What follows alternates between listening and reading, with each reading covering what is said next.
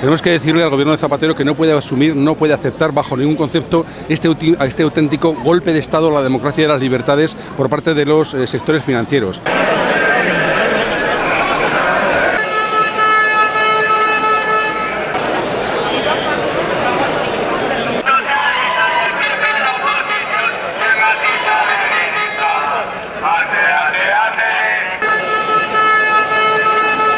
No están solucionando los problemas de este país, están generando más paro, están generando mucha más pobreza, mucha más exclusión social, no están generando empleo y el que se genera es temporal y degradado. Contrato basura, porque en la última boda hay que colgar al patrón, ya lo decía mi padre, que es la forma más barata de tener trabajo estable.